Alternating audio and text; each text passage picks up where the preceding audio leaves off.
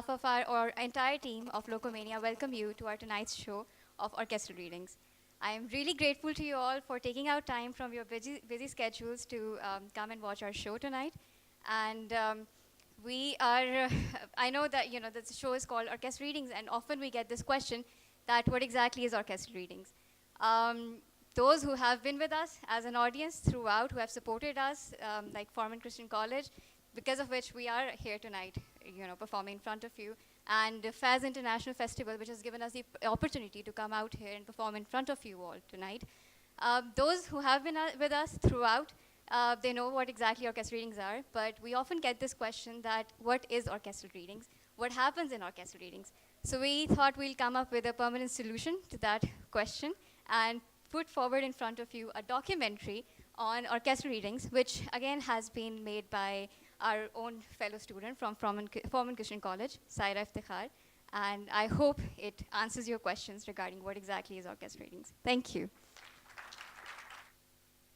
Who have introduced public to orchestral readings, an art form which includes two existing art forms, orchestral music and monologue narrative recitation at the same time.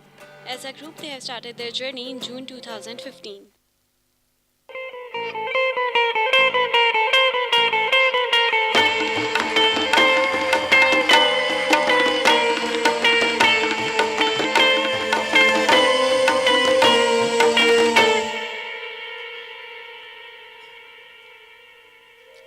It is impossible to say how first the idea entered my brain, but once conceived, it haunted me day and night.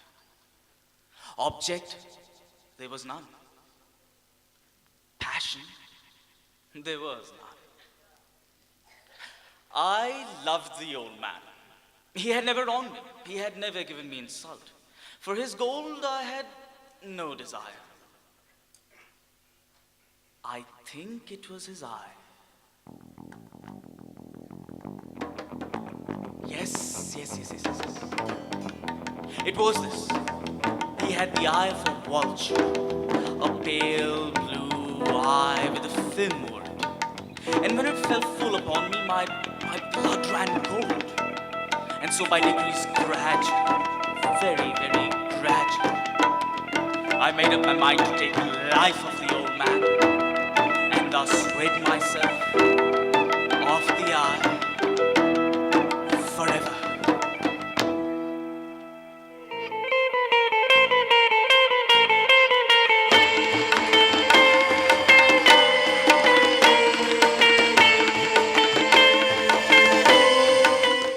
It's tough to explain because you cannot justify how art actually comes into the making.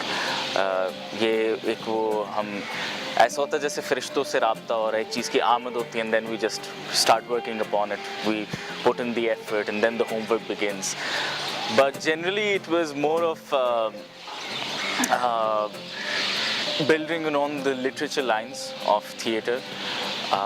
Theatre तो कर रहे थे, not finding anything new in it, not finding something very entertaining as well in it. So it just occurred to me, I mean, when literature actually began, I mean, it is the basis of a theatrical performance or any sort of a performance. I mean, you come to music, you need the lyrics for a music composition. You come to a theatrical performance, you need a drama written, you need a script written. Even on the paper, when it comes to dance as well. So something that could somehow combine both the art forms on one particular level. And that was the basic idea, when literature could coordinate with music on one specific level.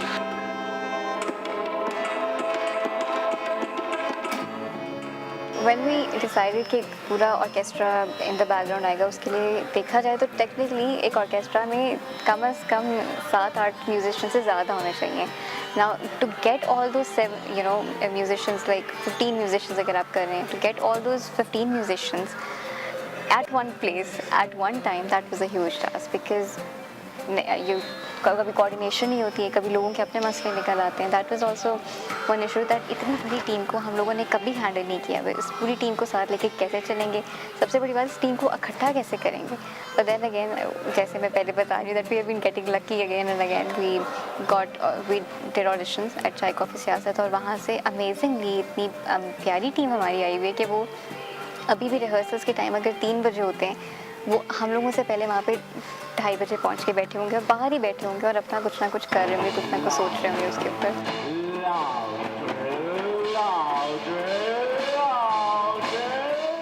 हमेशा से ये stance रहा है कि create something of your own. तो यहाँ पे I created something of your own. When you create something of your own, तो वो एक तरह से आपका बेबी होता है. ठीक है, तो I don't know, I just love creating.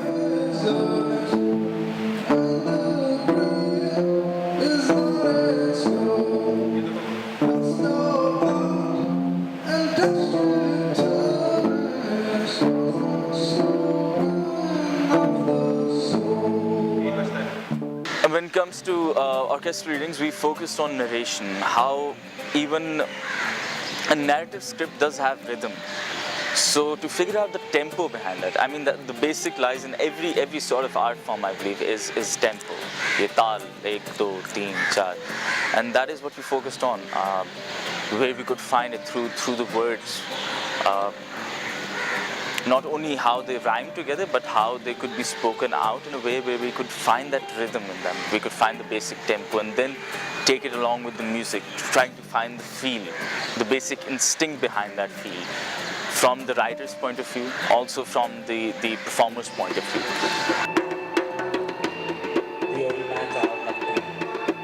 Composition इस तरह की होती है कि पहले जो स्क्रिप्ट है वो सबके सामने रख के पढ़ा जाता है, मतलब वो 3-4 बार उसको पढ़ते हैं, फिर उसकी फील आप डिस्कस होती है कि अच्छा मतलब इसमें कौन सी फील किस जगह पे आ रही है, और उसके बाद फिर जो भी जिसका जो भी आइडिया होता है, मतलब नोट द वन के वही जी अच्छे 2 बंदे हैं तो इन्होंने ही बस कंपोज करना है, मतलब जो भी और भी लोग जिसका कोई आइडिया वगैरह होता है, हाँ उसको ज़रूर हम सुनते हैं, और मतलब उसके फील के हिसाब से ही वो कभी कभार ये होता है कि एकदम से रिदम निकला था या एकदम से कोई रिफ निकला था, एकदम से कोई फील बन जाती है उसकी, एकदम से कंपोज हो जाता है. लेकिन कभी कभार ये होता है कि 3 दिन लग जाते हैं कि मतलब एक ही फील है और 3 दिन लग रही है उसको निकालने में, लेकिन वो नहीं निकल रही है. मतलब इसी तरह ही होता है सबको बिठा के और सबके साथ इंटरेक्ट करके ही सबकी सुन के ही सबको बता के ही सब कुछ होता है.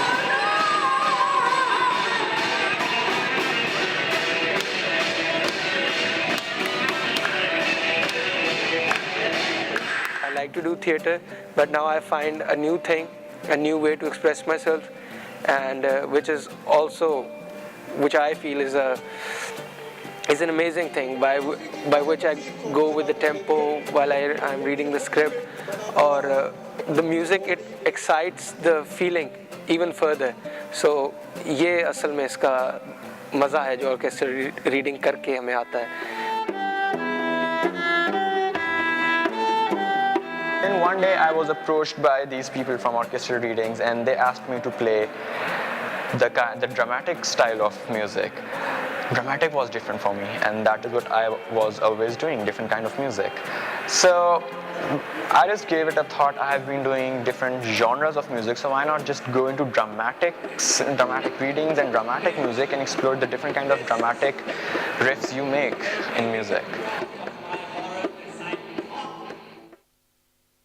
In the month of November, Locomania Orchestra Readings did 4 performances.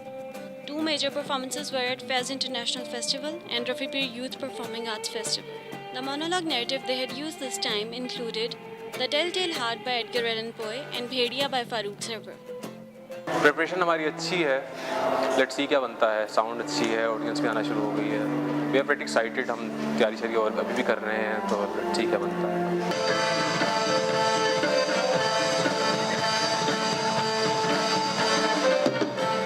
The old man's hour had come.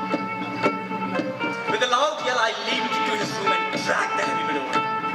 He shrieked once. Only. The heartbeat muffled on for a couple of minutes. At length,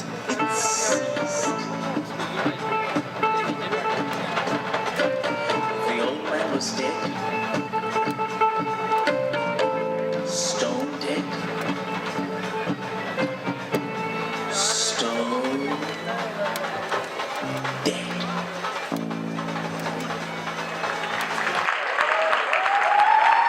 So we were quite afraid कि how would the audience react to it कि ये क्या एक नई चीज़ आ गई है जिसके अंदर स्क्रिप्ट है और साथ में पीछे लाइव म्यूज़िक चल रहा है.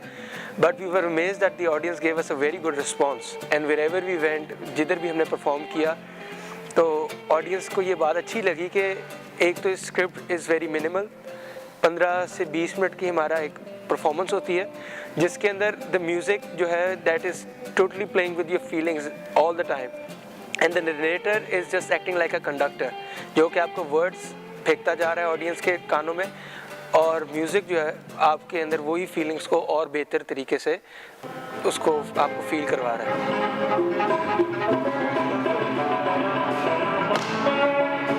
मैं बहुत अरसे बाद मैं यहाँ आई हूँ और मैंने बहुत इंजॉय किया है कि हमारी यंग क्राउड इतना इन्वॉल्व है इस म्यूज़िक में. मोनोलॉग बहुत अच्छा था, music narration everything was wonderful. Solo भी मैंने सुना, इंडिविजुअल गिटारिस्ट भी थे, वायलिन भी था, तबला ने बहुत अच्छा किया, violin was beautiful. I mean I loved it. We, in today's day and age, we tend to cut paste a lot so that we make collages. You know, we borrow something from here and there and then put it all together and it's not really creative. What I found about orchestral readings was that it was creatively done. It's not just a cut paste put together. These students had no idea of music. They just thought with these sounds, with this content, this is the kind of music that should be heard, and they put that together on their own. They didn't borrow it from anyone. So that's an amazing thing. But it's still sad and still cheap. Orchestral readings में इसलिए क्योंकि हर musician की dream होती है कि जो मेरी basically dream है कि बहुत ज़्यादा म्यूजिशियंस हो स्टेज पे, हर कोई डिफरेंट इंस्ट्रूमेंट बजाए, उनका फ्यूजन हो और हम कोई आउटपुट दें, अपना कोई म्यूज़िक बनाएं. तो ऑर्केस्ट्रल रीडिंग में यही होता है कि हमारे पास वायलिनिस्ट हैं, गिटारिस्ट हैं, बेसिस्ट है, ड्रमर है, तबला बजाते हैं लोग, सितार बजाते हैं, जेम्बे बजाते हैं, इस तरह के, और वोकलिस्ट हैं हर तरह के. तो काफ़ी ज़्यादा मज़ा आता है स्टेज पे परफॉर्म करने का.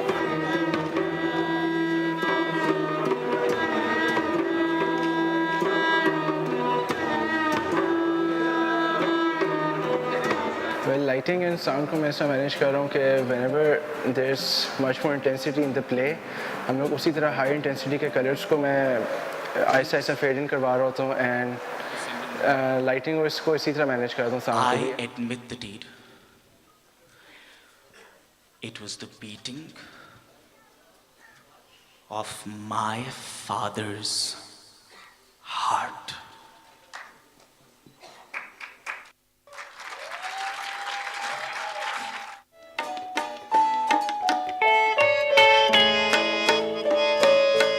My overall experience has been tiring, first of all, because I remember when Ashbir told me that rehearsals would be from 3 to 7 every day, Monday to Friday.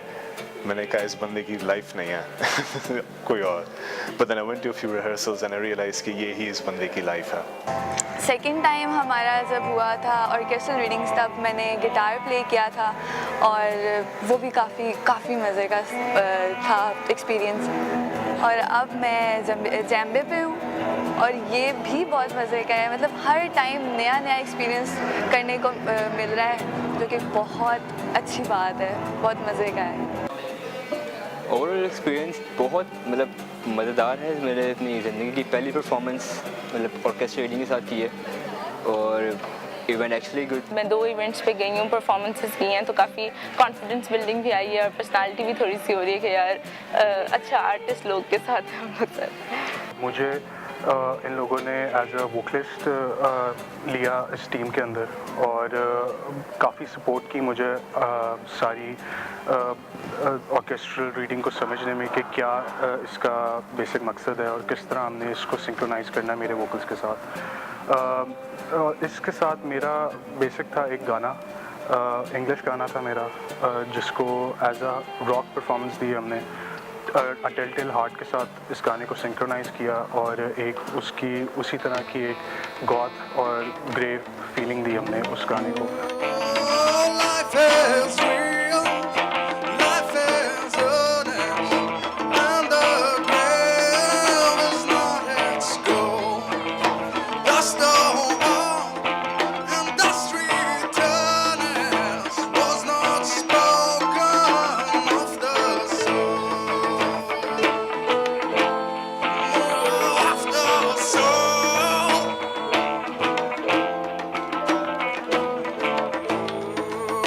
What is long and I'm really, really thankful to Dr. James Tebby, who is also the rector of Foreman Christian College. He spotted us performing at Alhambra 1 year ago, actually. And since then, I would say that he has been promoting us, and half of our performances have been because of him. So I'm really, really thankful to you, sir. And before we move on to the performance, I would like you to please come up on stage and say a few words, please.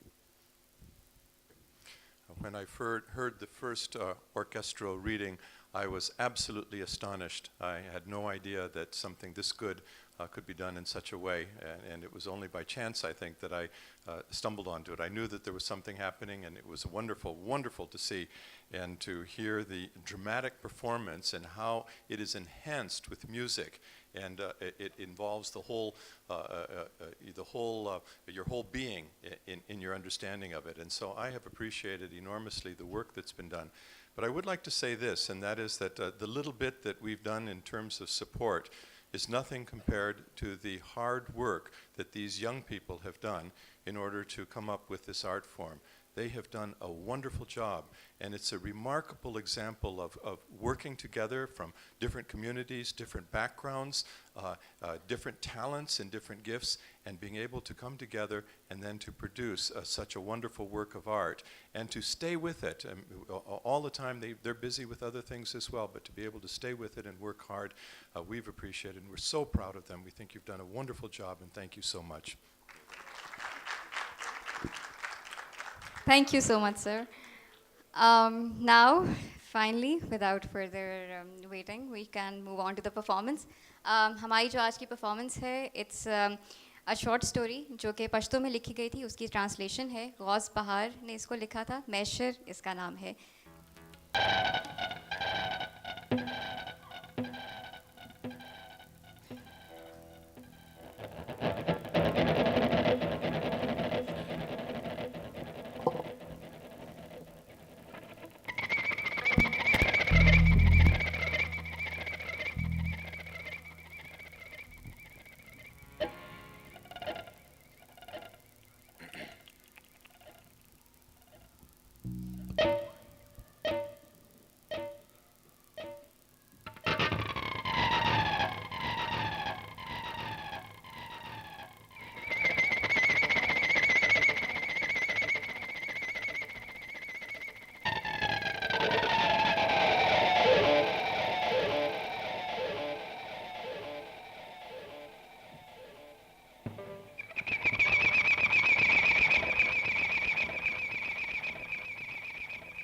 दोपहर का वक्त था।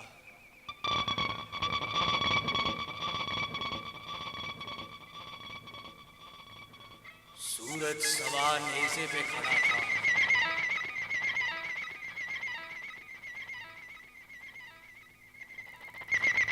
गर्मी की शिद्दत ने चींटियों और परिंदों से लेकर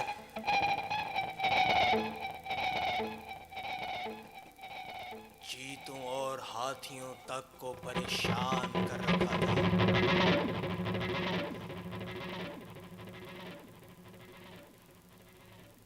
ऐसा मालूम होता था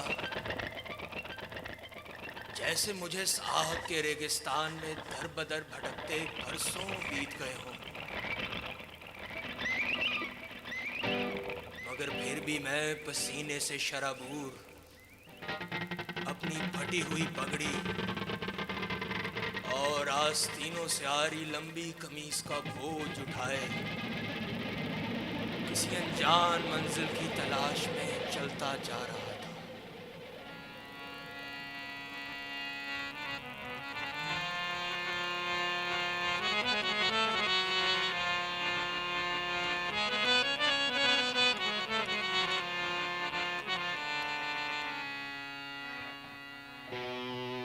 जिधर तक निगाहें पहुंचती थी दुनिया एक बंजर और चटियल मैदान नजर आ रही थी, जहां ना इंसान का बसेरा था और ना हैवान का खौफो हरास। आवाज थी तो बस गर्द की गर्म आलूद हवा के लहरने की।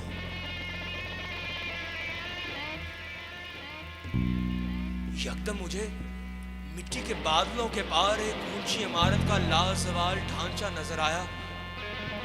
मेरे दिल में जैसे एक उम्मीद सी उठी। घंटों मुसलसल चलने के बाद भी ऐसा महसूस हुआ कि मेरे बूढ़े निढाल जिस्म में ताकत की एक लहर उठी और मैं गर्म तवे की माने तपती हुई जमीन पर इमारत की तरफ बेसाख्ता दौड़ता चला गया।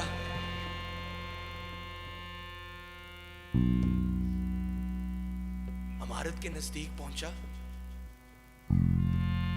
तो एक सफेद पोश नौजवान की हैरान शक्ल को देखकर रुक गया। मैं जो ही एक लंबी आह भरकर इमारत के अंदर दाखिल होने लगा तो नौजवान ने पूछा, आप अब तक कहां थे? मैंने घबरा कर कहा, मैं सोया हुआ था। नौजवान ने हैरान होकर कहा, आप सोए हुए थे? क्या आपने सूर की जोरदार आवाज नहीं सुनी? क्या आपको मालूम है आज कौन सा दिन है?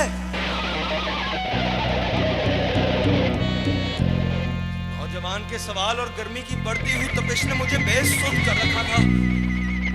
मैंने बेजार होकर कहा, नहीं तो मैंने पहले बताया ना कि मैं सोया हुआ था। मुझे तो सूरज की तपती हुई शुआओं ने जगा दिया। नौजवान ने मेरी तरफ तरसती निगाहों से देखा और बताया, बाबा ये महशर का दिन है। महशर? सुबह खुदा ने हिसाबो किताब शुरू किया था। ये इमारत जन्नत है उन लोगों की जगह जिन्होंने दुनिया में अच्छे काम किए थे, लेकिन मेरा हिसाबो किताब तो हुआ ही नहीं। इस नौजवान ने पूछा, आपको इस इमारत में दाखिल होने की इजाजत किसने दी? मेरी जुबान पर चुपके ताले थे। मेरी शक्ल को देखकर शायद इस नौजवान को मुझ पर तरस आ गया। वो चंद लम्हों बाद खुद ही सामने रखे भारी भरकम रजिस्टर के और आग पलटने लगा।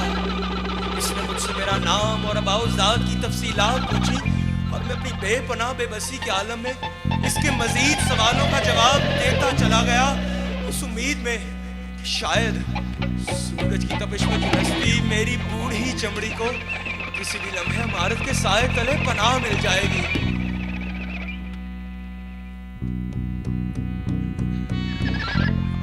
मैंने नौजवान से मिन्नत करते हुए कहा, मुझे जन्नत में जाने दे। नौजवान ने और आग पलटना रोक दिए और बेहद इत्मीनान से मुझे बताने लगा कि मेरा नाम जन्नतियों की फहरिस्त में शामिल नहीं। नौजवान के मुंह से यह बात सुनकर मेरी आंखों के सामने अंधेरा छा गया। पसीने में शराबूर मैं एक बार फिर किसी अनजान मंजिल की तलाश में भाग निकला।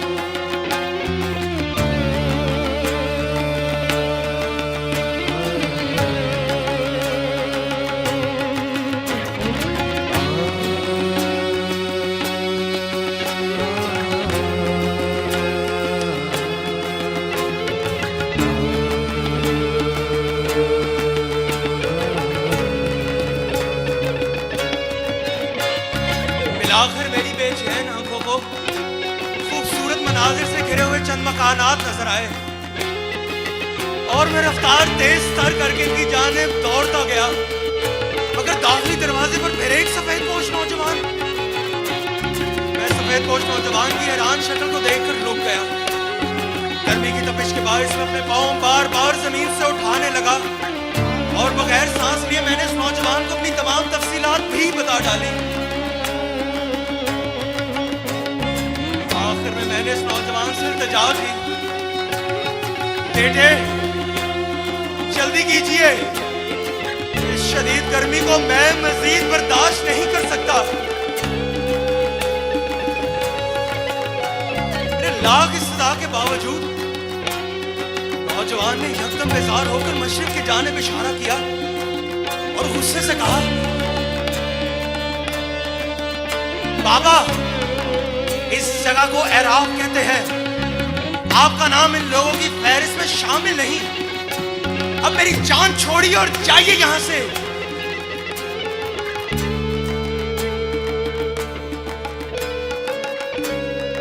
नौजवान की बातों ने मेरे 70 साल पुराने कलेजे को छल्ली कर दिया। बेबसी और मजबूरी से मैं शदीद गर्मी में एक बार फिर भाग निकला, मगर इस बार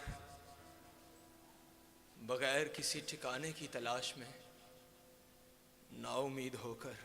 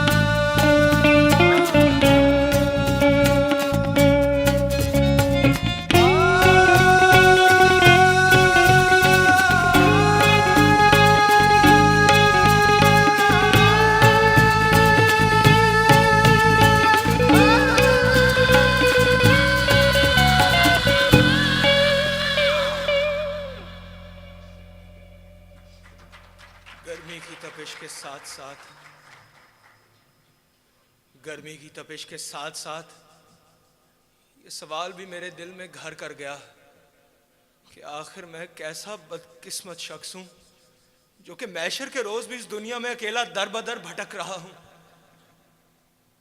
मेरी नजरें अब एक साए की तलाश के साथ साथ अपनी कौम और अपनी शनाख्त को भी ढूंढने लगी। तभी मेरी नजरें दूर उठते हुए आग के शोलों पर पड़ी जो सूरज की शुआओं के साथ साथ गर्मी की शिद्दत में इजाफा करती रहीं।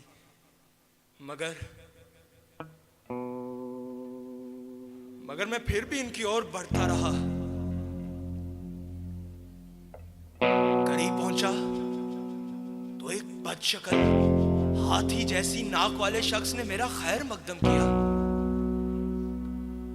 इस शख्स ने मुझे देखते ही वहां से फौरन जाने की तनकीद की, लेकिन जब मैंने इस शख्स को अपनी पूरी दास्तान बयान की तो उसने बताया, बाबा ये उन लोगों की जगह है जिनके गुनाह सवाबों से कई ज्यादा हों। यहां नाम या रजिस्टर के जरिए कोई नहीं आता। आप यहां कैसे आए बाबा? यहां तो हर किसी को फरिश्ते लाते हैं और आग भरे कुओं में झोंक देते हैं। मैंने इस काली शक्ल के खुश अखलाक इंसान से दोज़ख की सैर कराने का कहा, इस उम्मीद में कि शायद मुझे मेरी कौम मिल जाए।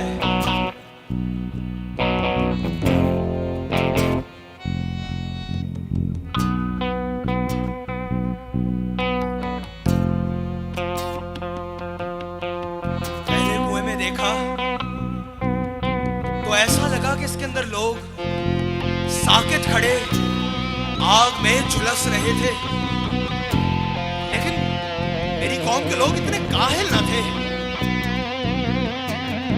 मैं आगे बढ़ा अगले कुएं की जानिब तो देखा कि इसका हर फर्द इसी कोशिश में था कि दूसरे की बजाय वो ही जल जाए, लेकिन मेरी कौम के लोग इतने मुत्तहिद भी कभी न थे। नौजवान मुझे तीसरे कुएं की ओर ले गया। इस कुएं के लोग रोते हुए एक दूसरे के पीछे छुप रहे थे, लेकिन मेरी कौम के लोग इतने बुज़दिल हरगिज़ न थे।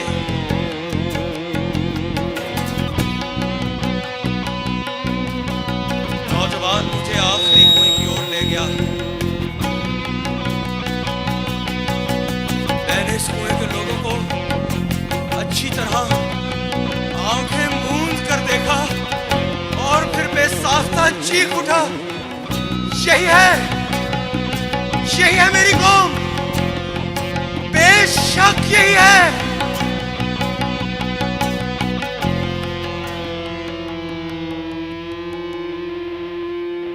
नौजवान ने तजस्सुस भरी आंखों से पूछा कि आखिर इनकी मसख शुदा शक्लों और उधड़ी हुई खालों के बावजूद मैंने इनको कैसे पहचान लिया।